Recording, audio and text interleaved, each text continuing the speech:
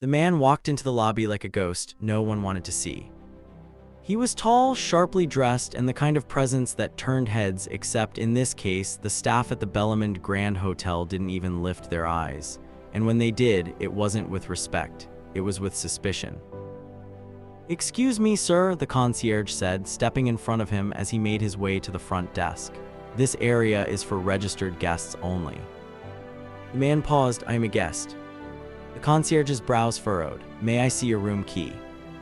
Before he could even reach into his jacket pocket, 2 security guards appeared at his flanks. It wasn't the first time this had happened to Elijah Carrington, but it was going to be the last time.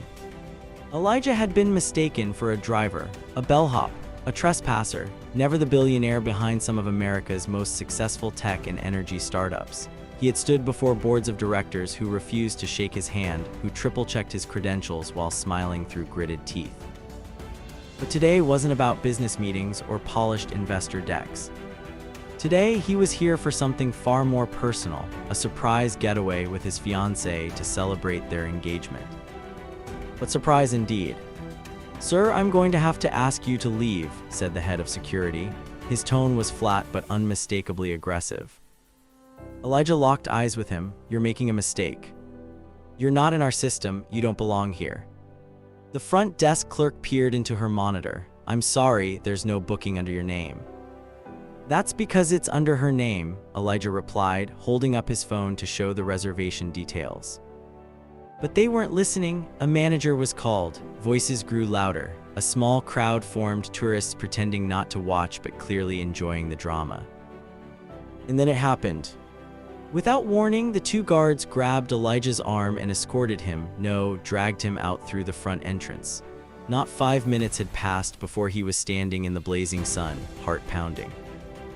His fiancée, Camille, showed up moments later in a town car. "Eli, what happened?"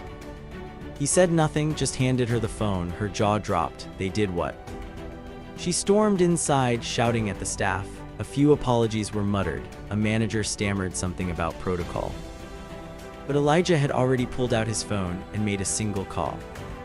"I want the property manager, now no assistance." The line went quiet, then a voice answered. "Mr. Carrington, it's a surprise to hear from you. You won't like what's coming next." Back inside, the staff noticed something strange. The general manager, James Delroy, suddenly appeared behind the desk, ashen-faced, phone clutched in hand. The shift supervisor asked, "Is something wrong?" Delroy didn't answer. He was already dialing internal extensions, department heads, HR, legal. And then he made an announcement that would change every employee's day and some of their careers forever. "I need everyone in the lobby, right now." The staff trickled in, bellhops, waitresses, the concierge team, and security. Murmurs echoed through the chandelier-lit space. They looked confused, nervous. Then the glass doors opened again. Elijah walked in. This time no one stopped him. No one dared. He stood before the staff in silence for a moment, just long enough for the weight of the moment to settle. Then he said 5 words. "I own this hotel chain." Silence. Not a breath, not a sound. You could hear the ice melt in a guest's mojito across the lobby. Delroy tried to stammer something. "Sir, I had no idea." Elijah raised a hand. "Save it." He looked at the security guards who'd manhandled him. "You're fired." Then the concierge, the front desk manager, the woman who lied about the reservation not existing. "All of you gone." Gasps. One woman burst into tears. Another began apologizing profusely. But Elijah had no interest in apologies. He wasn't angry anymore. He was calm, controlled, unshakable. And that made it even more terrifying. "I built this company from nothing," he said. "I invested in this hotel brand because I believed in excellence, in dignity, in treating every guest like they matter."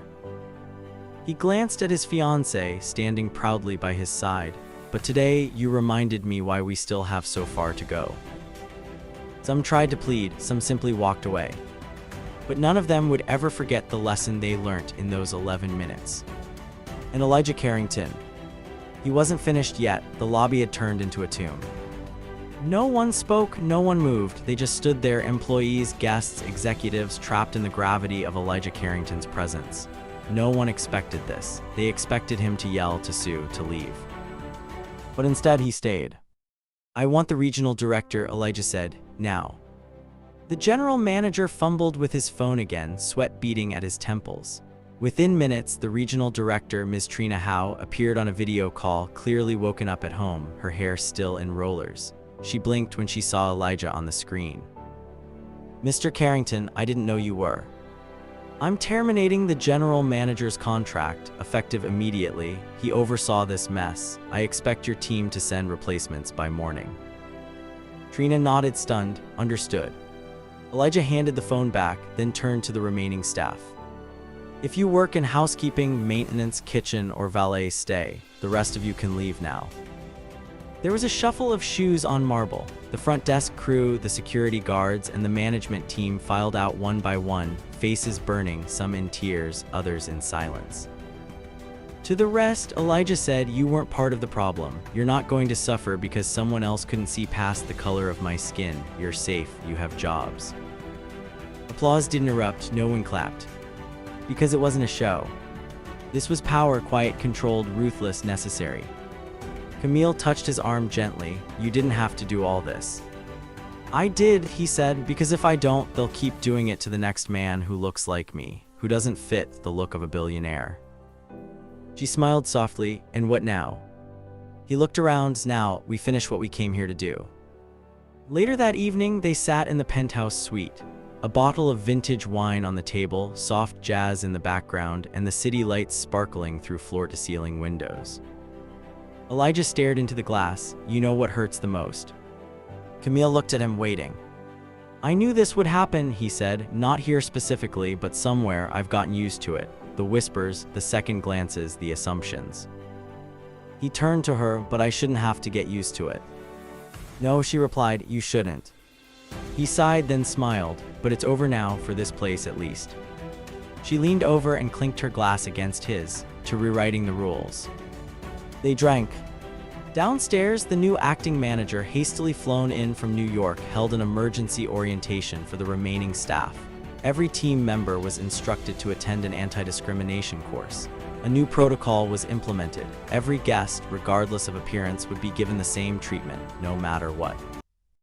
The story made it to local news, then it hit national media. Black billionaire ousted from luxury hotel fires staff in stunning turn. Headlines screamed. TikToks exploded. Hashtags trended. But Elijah Carrington didn't do interviews. He didn't want revenge. He wanted respect.